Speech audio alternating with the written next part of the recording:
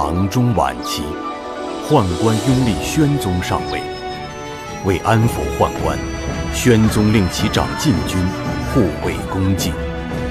与此同时，宣宗特设三法司，着安郡王萧锦瑜统管天下刑狱事务。三法司办案极重仵作之用，每年于京中设仵作临考，诸事不限，有才者居之。故每逢考季，各地仵作纷纷前来应考。来，你拿好啊！慢走，慢走啊！再来啊！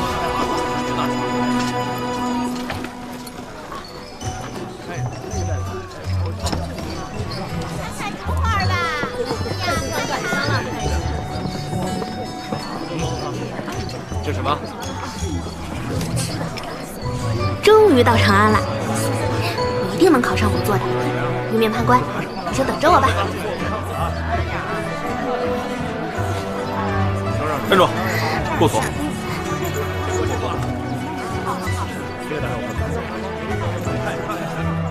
过去吧。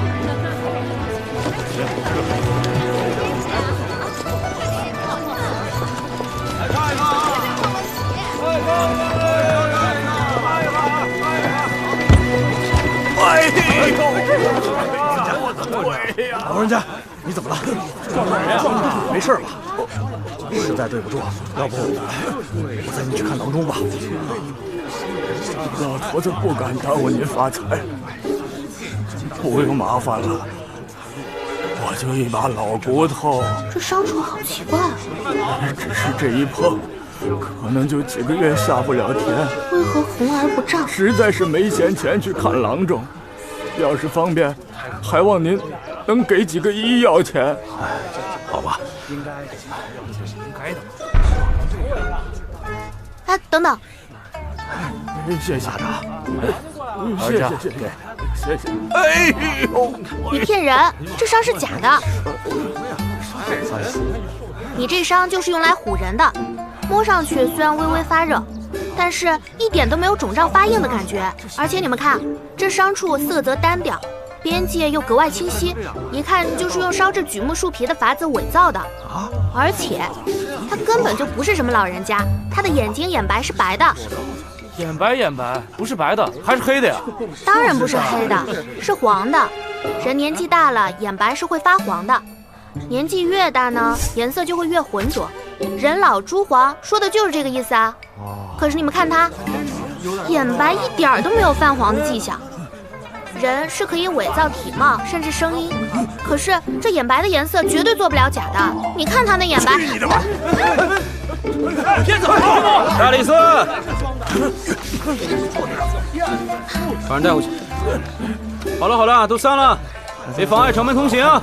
走。什么人都有。先给他小心点。记人的路啊！楚楚。是，你是大理寺的官？大理寺少卿景逸。见过景大人。起来说话。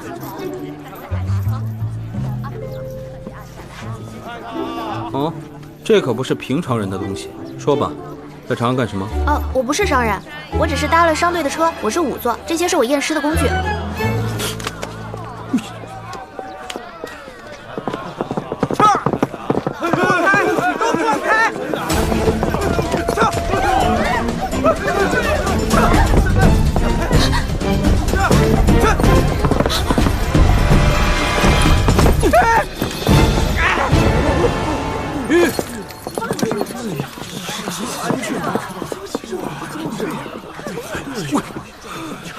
谁吃了雄心豹子胆？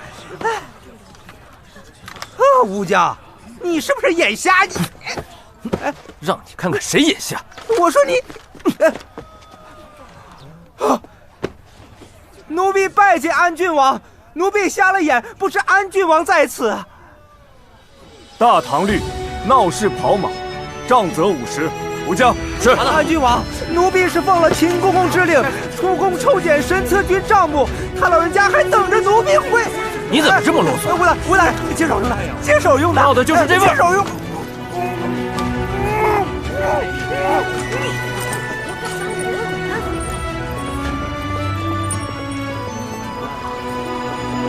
执法严明，不畏权贵，黑白两道，莫敢不从。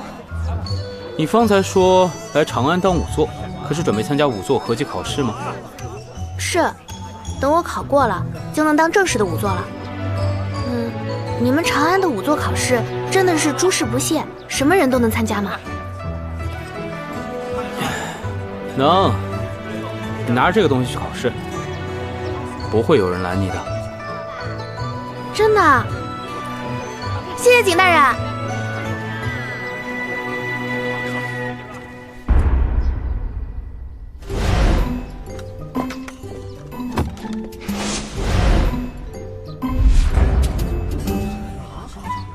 哎，大哥啊，昨天不是考过了吗？怎么今天还考啊？走后门进来的事，连这都不知道。眼前是合级考，眼下是安郡王的遴选考。只要是能考上，我人就能进三法司给小金鱼做事。小金鱼，这名字怎么那么奇怪啊？啥小金鱼，连安郡王都不知道。我是三法司大小官员都害怕的人。小金鱼，安郡王。什么小金鱼？哎，这话你不能乱说。哎啊！本官念出名字的考生，随我进来。黔州处士楚楚。我是楚楚。端平拿稳，小心脚下啊！都利落点儿。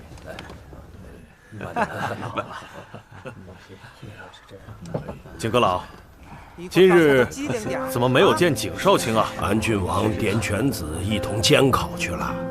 圣上下旨限期查破秘书郎的案子，算下来，这已经是最后的期限了。安郡王竟还有心思考什么仵作，真沉得住气呀！哼，年少狂妄！哎，韩尚说，慎言呐！安郡王也算是你的上官，不可不敬啊！上什么官呀？这刑部、大理寺、御史台，自大唐开国以来，就是三司各尽其职，共掌着刑狱之事。可如今圣上也不知道怎么想的，专门为他设了个三法司，凌驾于我们三司之上。哎呀，我们三司的官员还要听这个乳臭未干的小儿差遣，黄口小儿不知轻重。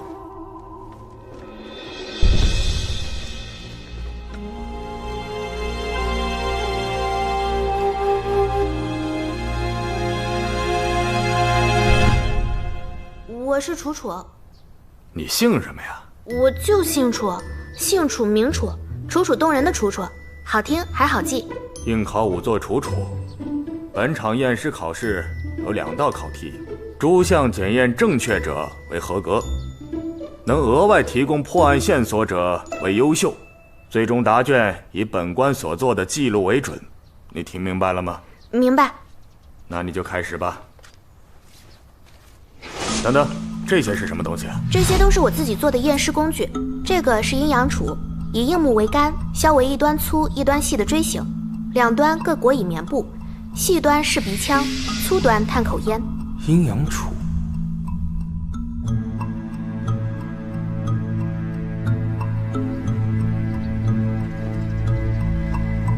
这人既被火烧过，还被水泡过，手臂脖颈隐约有红褐色树枝状纹路，右手指骨有灰白色的骨珍珠，死者皮肉上的黄色脂膏不全是凝固的尸油，这是胡麻油的气味。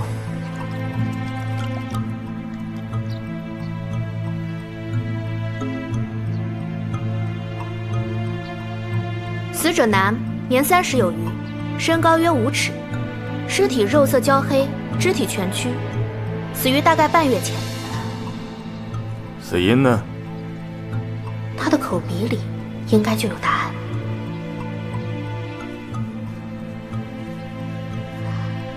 果然，死者口鼻中有烟灰，证明他是被活活烧死的。真是个好工具。此案性质如何？性质？他是自杀而亡，还是被他人所杀？他没有自杀，也没有人杀他，应该可以说是意外死亡。意外？死者颅骨骨折，脑缝开裂，身上虽然被烧得厉害，但是脖颈经过擦拭之后，隐约还能看到类似树枝的斑纹，这是被雷劈过的迹象啊。再加上死者身上有灼伤过后被水浸泡过的痕迹，所以他应该是在下雨前打雷的时候被雷给劈中了。半月前是盛夏，正是雷雨最多的季节。被雷击中，怎么会烧成这个样子？他应该是这么死的。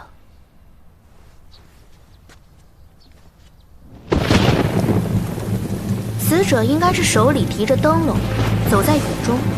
哦，对了，他应该还背着胡麻油。然后，在雷击中树木的时候，他的右手恰好撑在了树干上。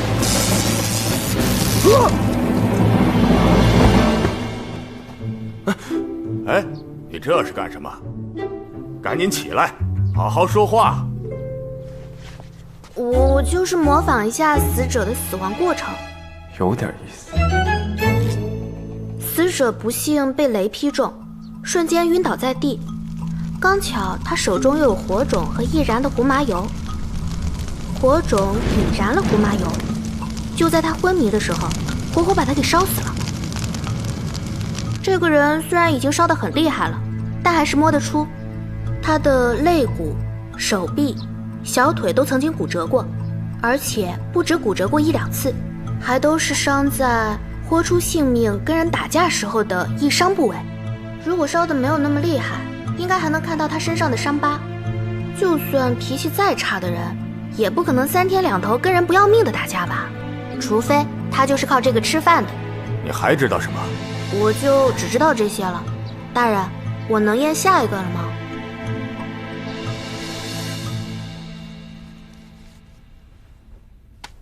细查。哎呀，景阁老，您有所不知，如今这安郡王拿去作为考题的2具尸体，皆是京中未结之命案，其中有一宗就是这秘书郎严明的案子。严明？死者男，年40有余，肉色黄紫，口鼻、胸前、两肋也有腐变，应是死于半月前。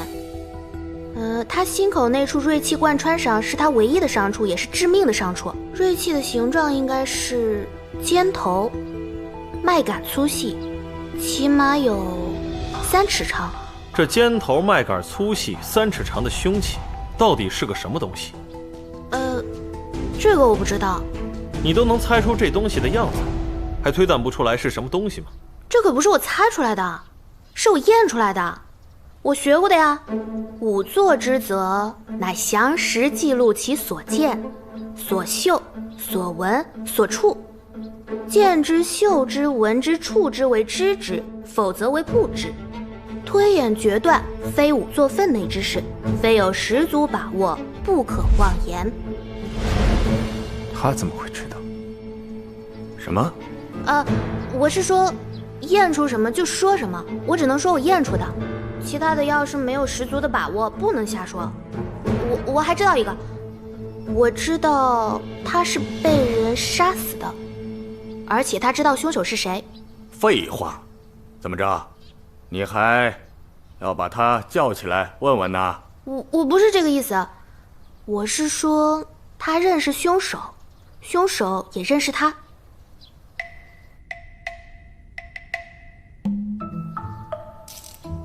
行了行了，到偏厅考验伤去吧。谢谢大人。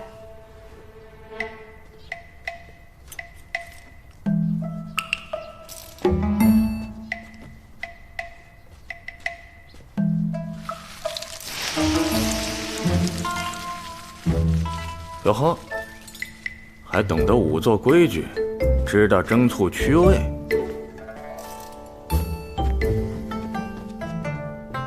王爷，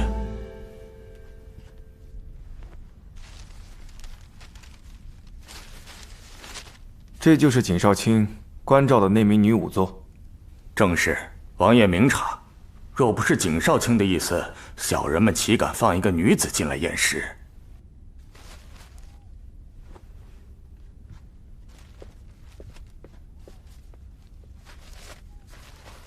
您官职不够进不去，就在这候着吧。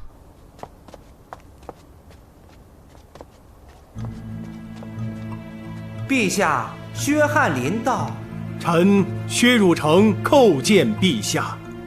今日朝中文武对安郡王微词不少啊，你这个当先生的就不为他分辨几句吗？陛下，安郡王得陛下厚爱，为以统管三法司之重任，陛下自有圣断，臣无需分辨。朕将三法司交给他，就是看中他骨子里有他父亲萧衡当年那股子清正之气，但为官办案是两码事。秦鸾，奴婢在。朕记得当年萧衡察举西南逆党时，是你带人前去策应的吧？是，陛下真是好记性啊！陛下圣谕，剑南节度使陈英伙同驸马萧衡起兵谋反，就地诛灭。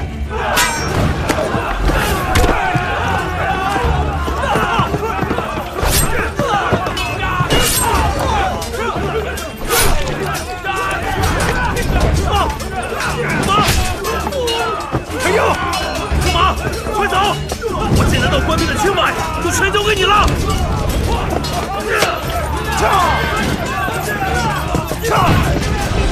可惜老奴无能，愧对了文宗皇帝的重托，未能将驸马活着带回来，老奴有罪。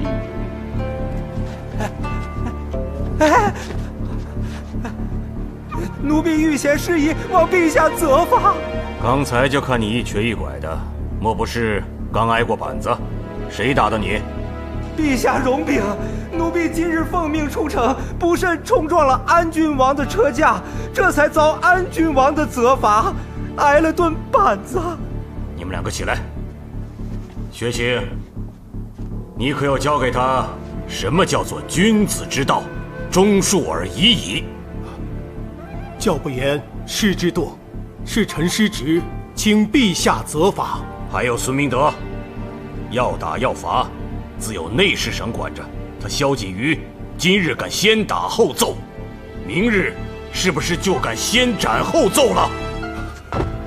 陛下息怒，安郡王只是年轻气盛，一时失了分寸。安郡王年轻气盛，你就该好好敲打敲打他。堂堂朝廷命官的遗体，竟然拿去做考题，若届时交不出什么说法来，群臣参他，到那个时候，朕连你一起罚。是。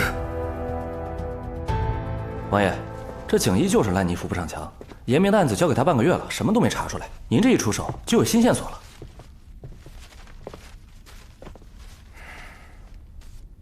这案子是有些难为他了。王爷，这个女仵作是您看中的？不，是景逸希望我看中的。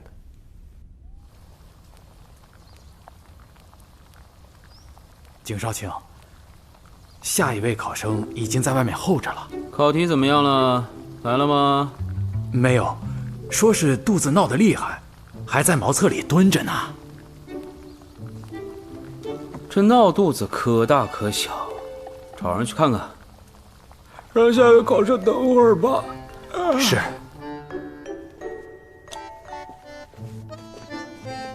哎，你且老实在此候着，不得乱跑，不得喧哗，不得东张西望。待会儿考题来了，就开考。是。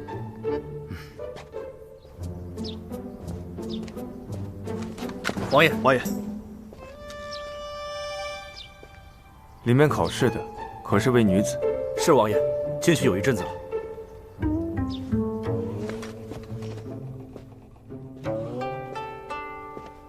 他额头带伤，是我的考题吧？哎，你就是那个活尸体吧？哎呦，你你怎么才来啊？我都等你好半天了。好，哎，大人，我的考题来了，我可以考试了吗？放肆！能。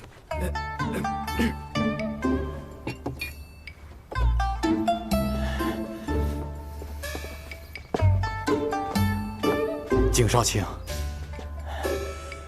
景大人，考生和考题都来了。考题？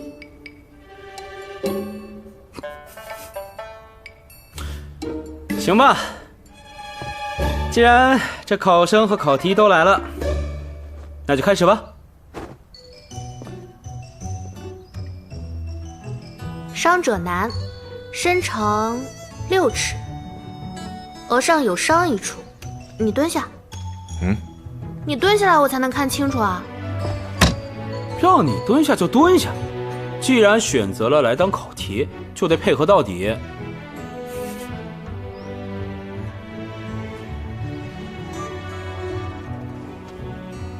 这是硬物撞击造成的，伤处还没有上过药，应该是昨晚的事。伤处除血瘀外，还有均匀轻微的擦伤，应该是被一个扁平形状、打磨不太精细的硬木质器物撞击造成的。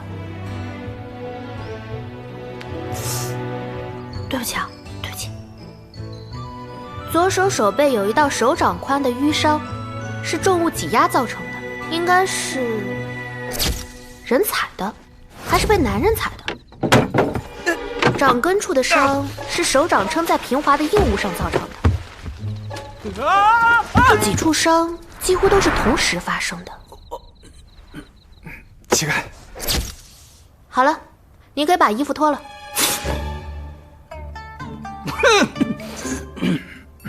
继续。不必了，你先前验的都对，推测的也对，我尾椎骨处确实有处淤伤。不过你不必看了，验到这里就可以了。那不行，这才哪儿到哪儿啊？检验单上一半还不够填呢。要是验成这样，我肯定考不好。你是考题，验不验你说了不算。你要是不乐意脱，我就帮你脱。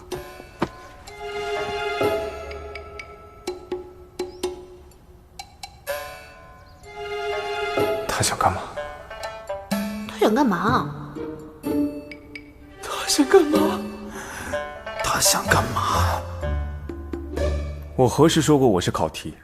你刚才在外面的时候，我说过吗？没有。你明明就说了呀。我只说你能够开始考试了。廷义，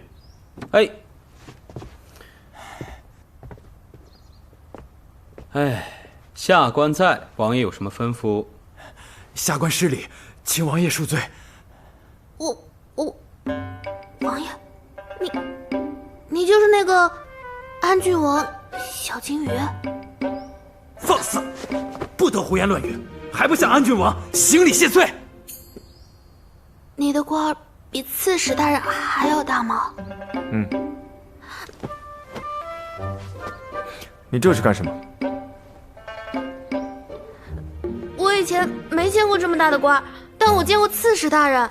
那年前州刺史大人上我们镇上的时候，我们县令老爷专门教过我们的，只要见到刺史大人就得下跪磕头。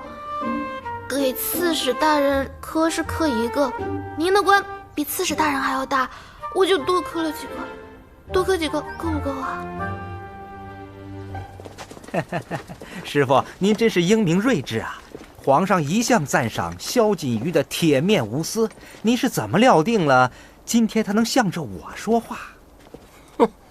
韩继身为吏部尚书，平日里不得不听萧锦瑜调遣，心里怎能舒坦得了？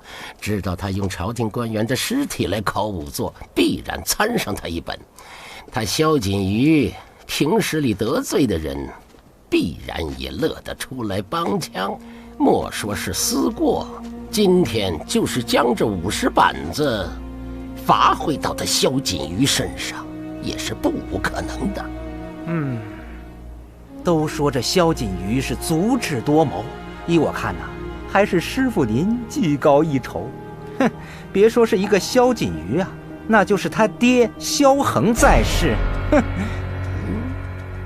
哎呦，我这张嘴，师傅息怒。圣上今日提起了这事。萧恒跑了，给我追！快！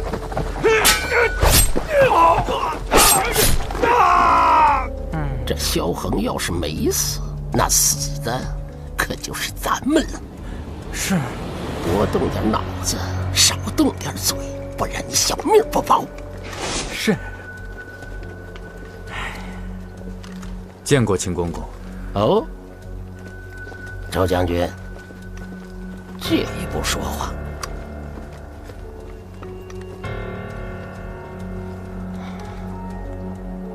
你寻个由头，亲自到三法寺去探探。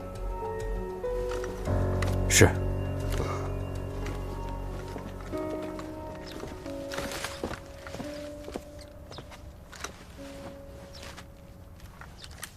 王爷，前面的考试都已结束了。你仔细看看，这上面是否填写有误？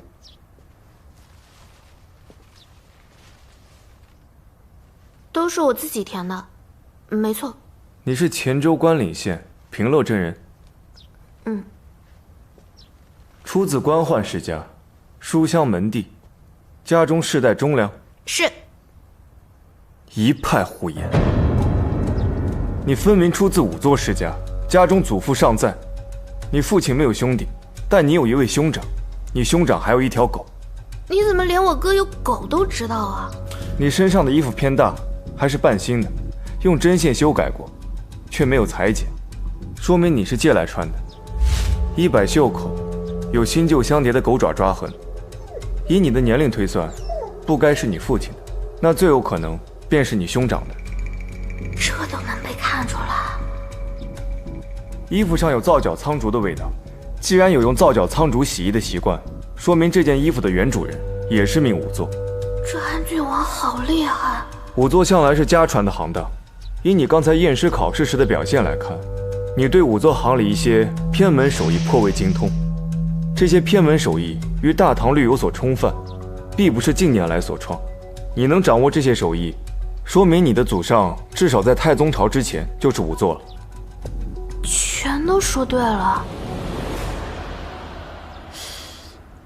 面如冠玉，明察秋毫，掌管刑狱。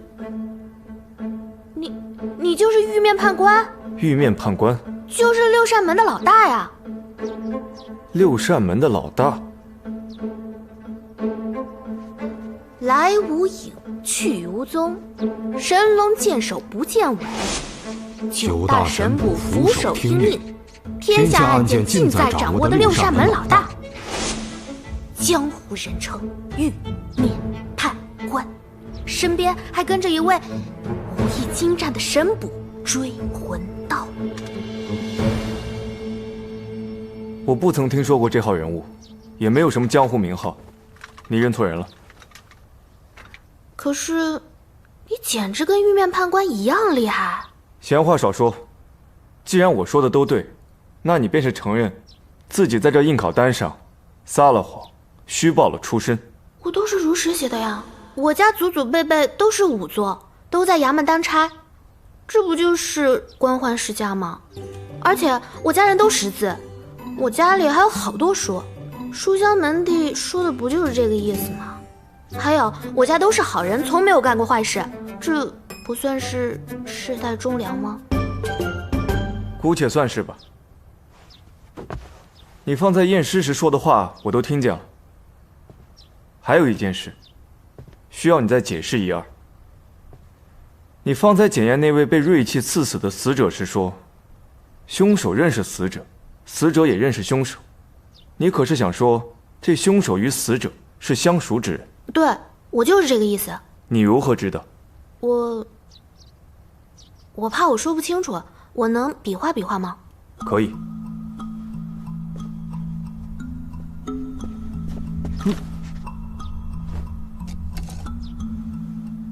以死者的伤口推断，死者被害时应该是正面对着凶手的，就像这样。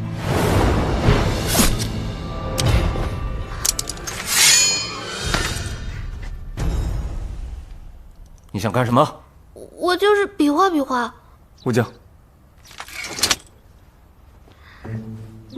手下唐突，我替他向你赔不是。不要紧，不要紧的。我也唐突。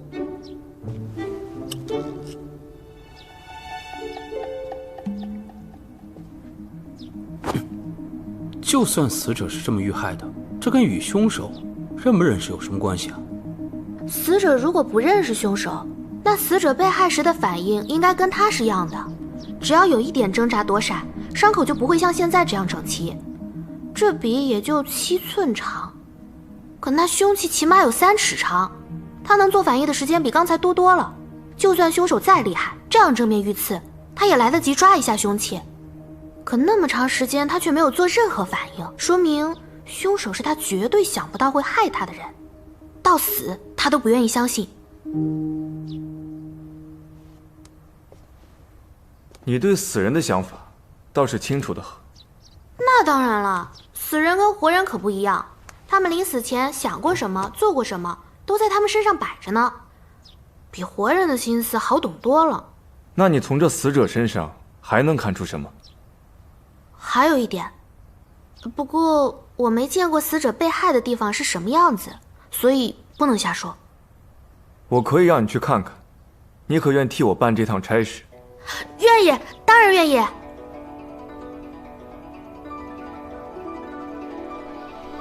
王爷，你真的不知道六扇门吗？六扇门可厉害了，里面还有女捕头呢。我还以为天底下只有六扇门才收女人当差呢。你确定他没撒谎？我怎么听他满嘴胡话？我在王爷身边就是靠识人辨谎的本事混饭的。你就算是信不过我的人，还信不过我家传的本事吗？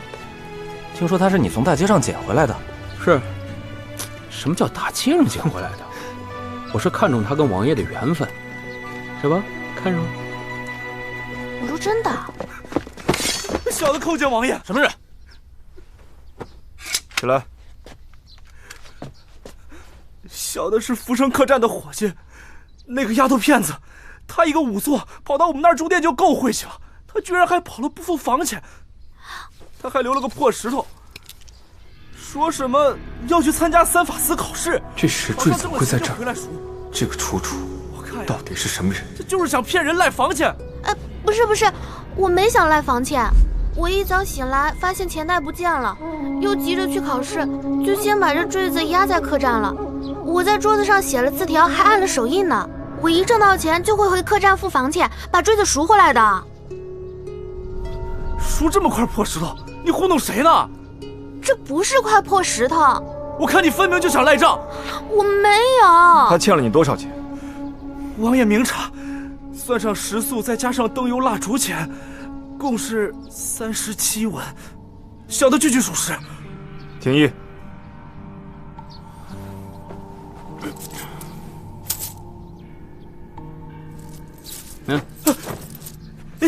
谢谢。王爷，还有呢，他一个仵作。嘿，你还得寸进尺了你！哎呦，这位官爷，官什么爷？少卿。少卿大人，您想啊，这要是换作是您愿意睡仵作睡过的床，用仵作用过的碗筷吗？我愿意。啊，武将，你随他回去，告诉他们掌柜的，楚姑娘住的那间客房，本王长期包下来了，房中一应陈设，任何人不得擅动。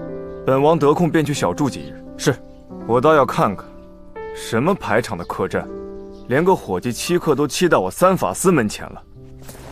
王爷息怒，王爷息怒啊！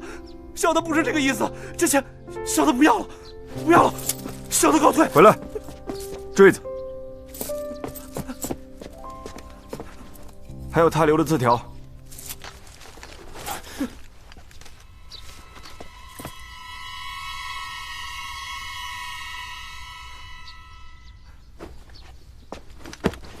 走。官爷饶命！官爷饶命！小的再也不敢了。谢谢安郡王，我掏的钱。也谢谢景大人。等我挣钱了，我一定还给你。免了，免了。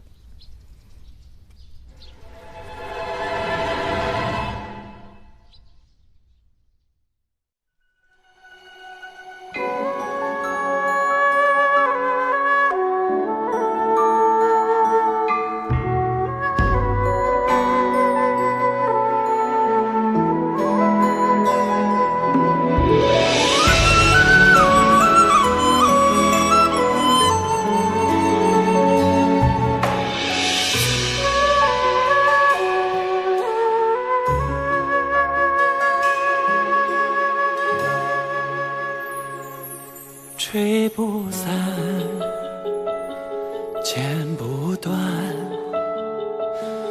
没遇见是对你的想念。